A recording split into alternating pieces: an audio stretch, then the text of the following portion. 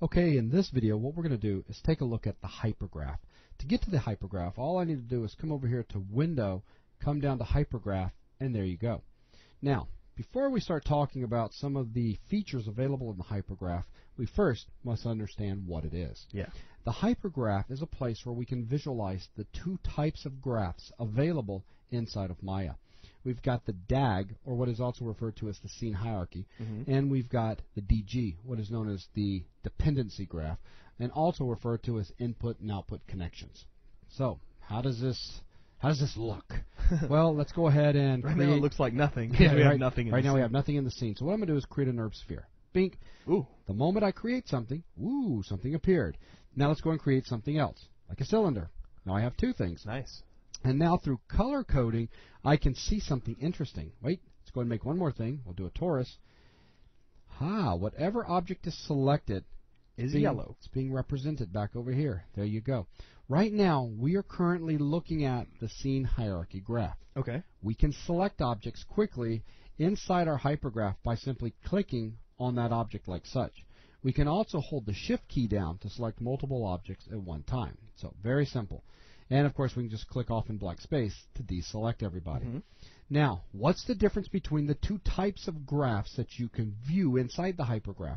Well, the DAG, which is the directed acyclic graph, this is a type of graph that you cannot have a cycle. It's not a cyclic graph. Okay. What does that mean? What does that mean? We've got a big section coming up in this lesson that's going to go over the DAG and the DG carefully, but quickly, here's a quick look. Inside the scene hierarchy graph, the only type of relationships I can see is, well, hierarchy type relationships. Sure.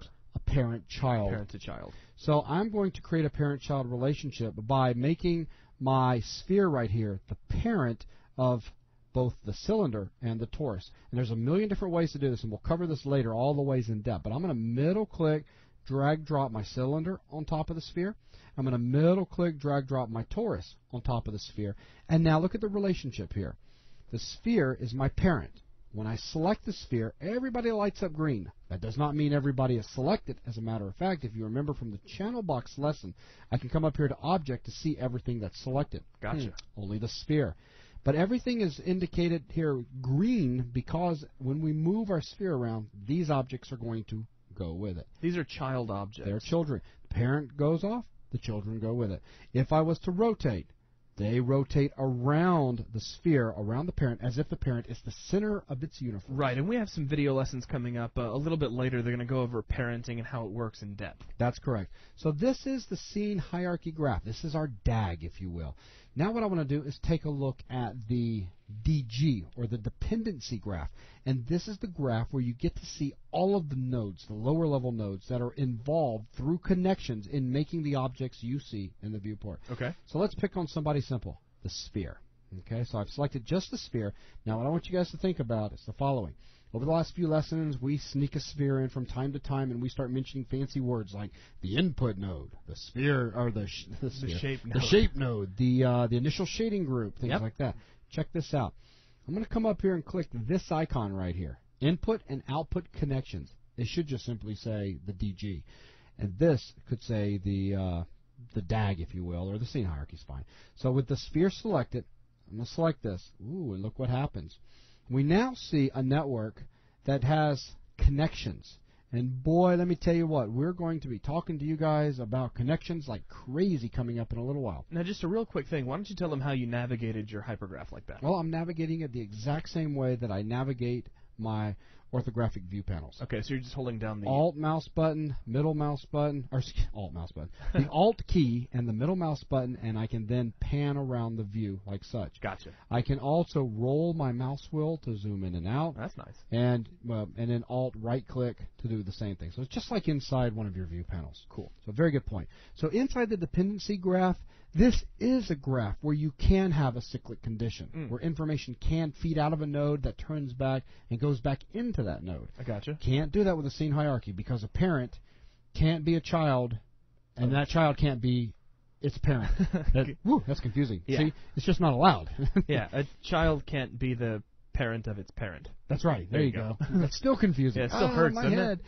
So right here, what we're seeing is a fantastic representation of all the nodes involved in the makeup of this sphere right here.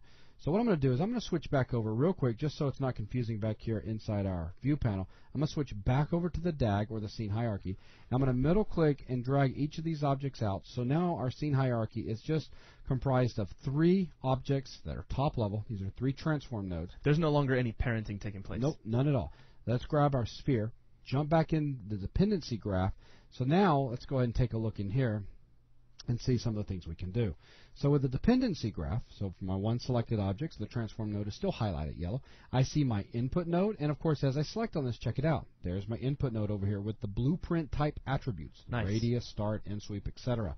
Information feeding into the shape node, the shape node being responsible for constructing and holding the geometry. This then goes over to the initial shading group, which I told you guys earlier is an interface, if you will, between our geometry and some paint. Or a shader node. Sure. Where's the shader node?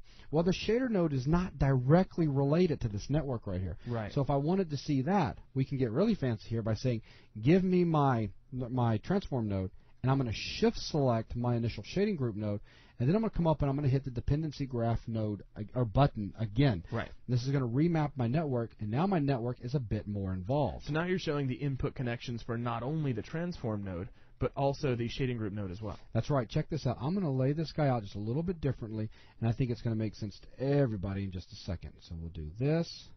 We'll do maybe this and this. Actually, check this out. This will be cool. I think this will make a lot of sense here in a second. So let's go ahead and maximize this, and we'll zoom on in. So we told it we wanted to look at the dependency graph for the NURB Sphere 1. So we're seeing that. Its input node, its shape node, the initial shading group node. But we also selected the initial shading group node as well, and we said we want to see everything it's involved with. Well, that means we're going to see the shape node for the cylinder. We're going to see the shape node for our torus. Because those are input connections. That's right. We're going to see the Lambert material. So here's our paint, if you will. Mm-hmm. We're going to see a render partition node and a light linker node, and these are involved with final rendering.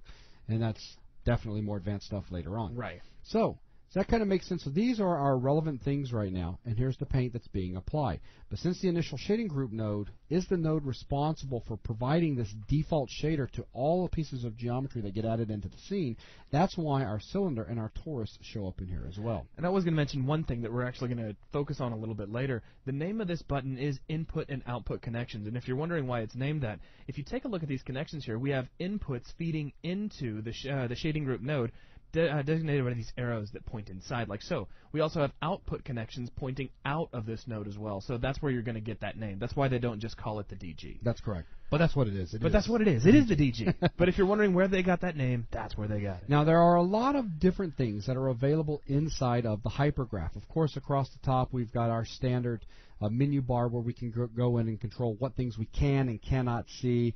We can control bookmarks, etc. Up underneath there, we have a way of filtering out specific nodes, selection methods. I mean, we've got all sorts of different things. The most important things in this particular lesson, that when I meant framing up and stuff like that. I gotcha. The thing that I'm most interested in this particular lesson, though, are these two icons right here. This is really important to me. Understanding how to get to the scene hierarchy and how to get into the dependency graph. Okay?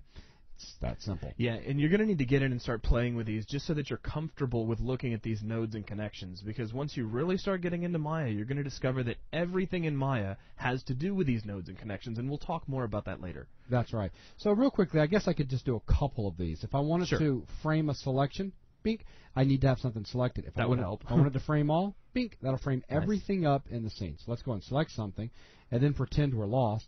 I want to frame the selected. Bink, There now you I'm go. looking at just that object. And then we've got a few more as well for an entire hierarchy and then from that child down. And then bookmarks, just saving specific locations when Sure. you're working with a hypergraph. And then freeform mode, which is going to allow you, right now you notice how I can't really drag this around, Mm-hmm. but if I switch over to a freeform mode and then inside my scene hierarchy graph, I can rearrange my nodes however Which I is need. really nice because you can make your own custom layouts. You can. So this is just a quick look at the hypergraph and what it does. And with that, that's going to wrap up this lesson. Just keep in mind, this thing's very important. Oh, yeah. We're going to be back in here a lot. And we're going to yeah. talk more and more and more about the things that you can do with it. You're going to become so comfortable, it's just going to be like an extension to your left hand. So with that, that's going to wrap up this lesson. Thanks a lot, guys.